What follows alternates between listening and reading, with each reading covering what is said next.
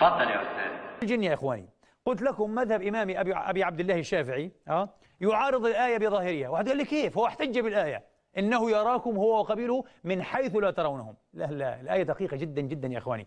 الآية بالعكس فيها إشارة إلى قيام إمكان رؤية الإنس للجن، وليست نصا قاطعا في نفي إمكان رؤية الإنس للجن. بالعكس، تعرفوا لماذا؟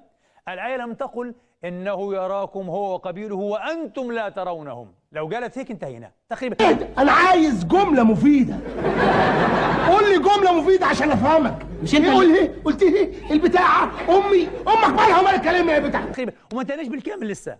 يعني بكون إيه المسألة إيه؟ يعني 80% مش حنشوفهم، لكن قالت من حيث لا ترونهم، وهذا صحيح.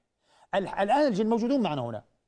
الحيثية، الزاوية، البعدية، أنتم تعرفين خاصة الذين درسوا إيه علم الفيزياء، موضوع الأبعاد الديمنشنز وانا اقول يا رب ده انجليزي دي يا مرسي. موضوع الأبعاد يا إخواني، هذه قضية أبعاد مش قضية كذا. طبعا بعض الناس يقول لك إيه في كاميرات تصوير. كاميرا تصوير إيه يا حبيبي؟ تصوير إيه يا رجل؟ نتحدث عن أبعاد. ده انت وصلت يا جدع والله، الف مبروك يا مرسي والله العظيم ثلاثة. والله ده انت المفروض ما تقعدش معانا بقى، تروح تقابل الناس اللي جايه من بره دي وتقول لهم على الكلام اللي هم مش عارفين. والله العظيم يا مرسي الف مبروك يا مرسي. ده امي بتدعي لك والله العظيم، امي بتحبك وتدعي لك، تقول لي ما بتجيبش مرسي ده يذاكر معاك يا منيل. والله قول كده بقى البتاع اللي انت عملتها دي. أبعاد الآن عن إيه؟ أبعاد. لا يمكن لكاميرات التصوير، أعظم كاميرات عند البنتاغون أن تصور الجن يا بابا، لأنه يعيش في بعد آخر، في بعد رباعي. نحن نعيش في أبعاد ماذا؟ ثلاثية. هذه الكلمات المكتوبة هنا تعيش في أبعاد إيه؟ ثنائية. صحيح؟ النقطة الإقليدسية بعد واحدي إنجاز التعبير، لكن على كل حال ما بدناش نتكلم في النقطة، عندها مشكلة في الرياضات الحديثة. لكن هناك احنا بنعيش في البعد. انت قاعد يقول الكلام اللي احنا مش عارفين نقوله كده ولا حاجة يا جدع. مش فاهم منه أي حاجة. ده هو قالها. وانت انت مش كنت معانا هنا ولا رحت فين انت ولا ايه اللي وداك؟ مش البتاعة دي احنا بناخدها ولا علينا دي ولا ايه دي؟ البتاعة اللي انت البتاعة اللي انت عملتها ببقك دي مش علينا دي ولا ايه البتاعة اللي انت بتقول إيه يا ابني أنت؟ البتاعة اللي انت عملتها في النقطة، عندها مشكلة في الرياضات الحديثة. لكن هناك احنا بنعيش في البعد الثالث. الملائكة والجن يبدو أنها تعيش في البعد الرابع. لذلك ترانا، يعني أنا الآن أرى هذه الكلمات، هي مستحيل أن تراني. علشان تشوفني وأنا في البعد الثالث، حتى لو عندها عين بتشوفي فقط في بعدين، لا يمكن تشوف البعد الثالث. بشوفها في الكتابة اهي يا جدع والله العظيم يا جدع، ده انت هايل والله العظيم يا جدع والله. انت جرالك انت سافرت بلاد بره ولا عملت ايه انت ولا رحت فين؟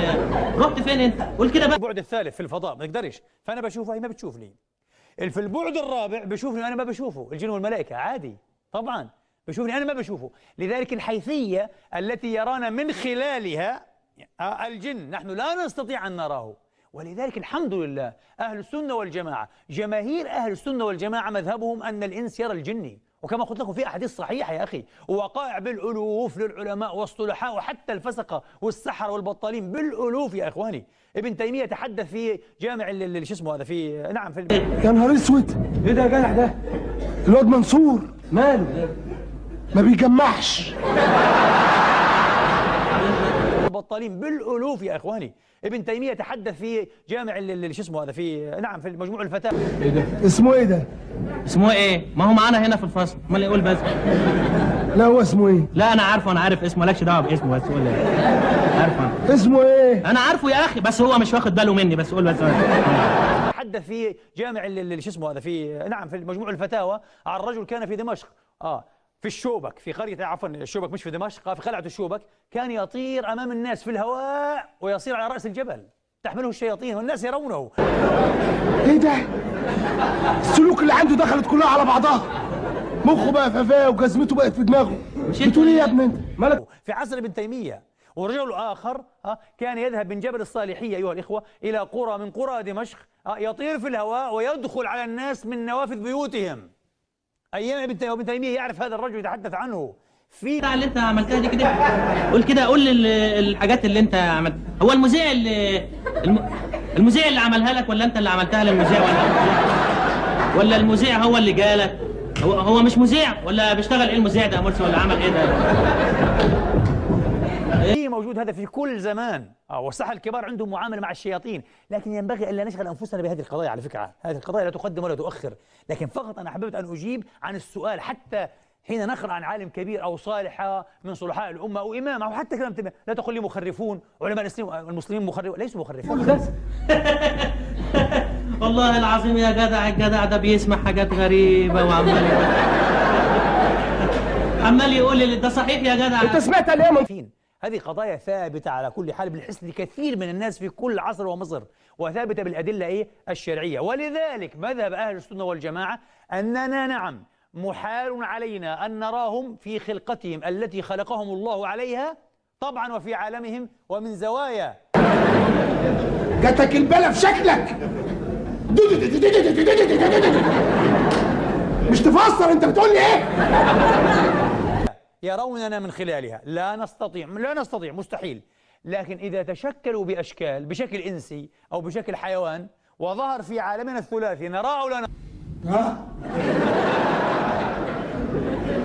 نرى. هذا هو.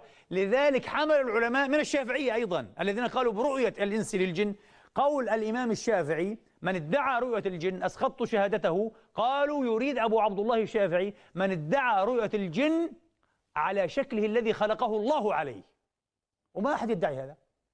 الذين رأوا الجن متشكلين في شكل قط، في شكل ثعبان، في شكل إنسان، في شكل رجل، امرأة، صبي. هذا هو.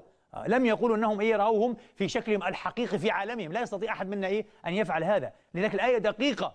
أخيرا حتى لا أطول في مسائل كثيرة في الموضوع هذا، حتى من جهة منطقية لدرس علم المنطق اللوجيك، الآية قضية هي من القضايا البسيطة في علم المنطق. هذه قضية بسيطة من أي أقسام القضية البسيطة. البساطة كثيرة جدا. من أقسام القضية المطلقة لكنها ليست دائمة. بس يعني حتى اللي بده يستخدم العقل والمنطق. مش هو ده المنطق؟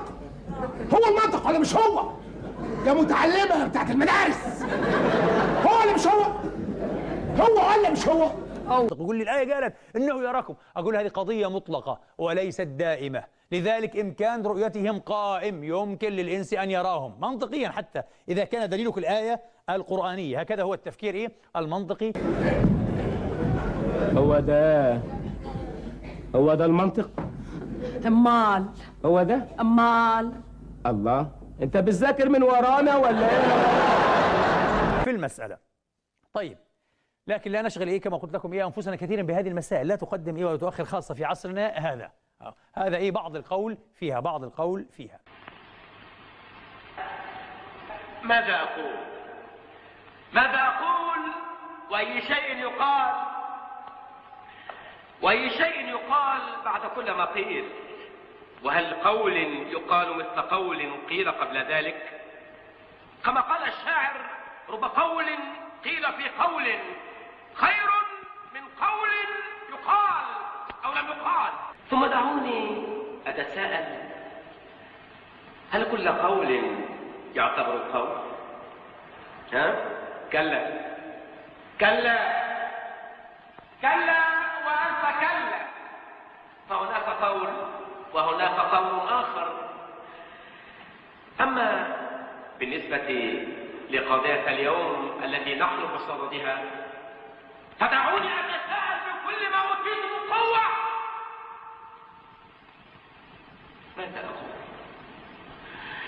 ماذا أقول؟